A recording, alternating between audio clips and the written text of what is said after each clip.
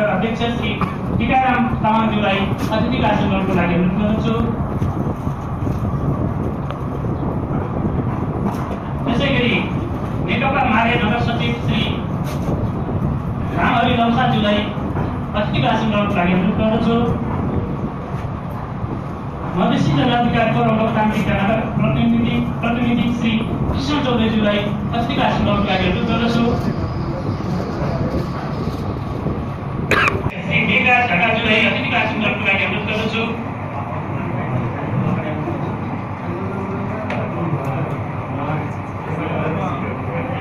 नेपालका नगर प्रतिनिधि श्री विष्णु शर्माज्यूलाई अतिथिको आसन ग्रहणको लागि अनुरोध गर्दछु। विजयज्यू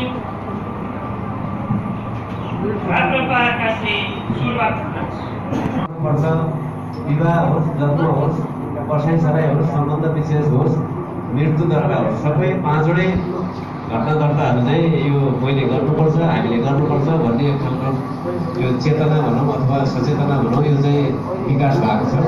त्यस कारणले लगभग सबैजना नै जन्म दर्ता गर्न विवाह दर्ता गर्न आउनुहुन्छ र जन्म दर्ता 1552 देखिने अवस्था छ।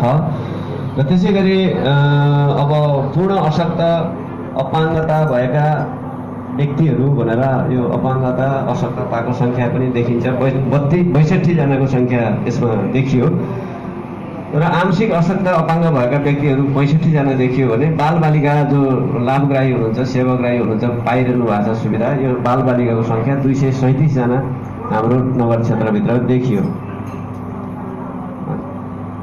अब यो नगरपालिकाको विभिन्न बैठकहरूलाई यसो यो थाहा पाउँदा राम्रै हुन्छ भनेर राख्ने काम भएको छ। नगर परिषद एउटा भएको छ।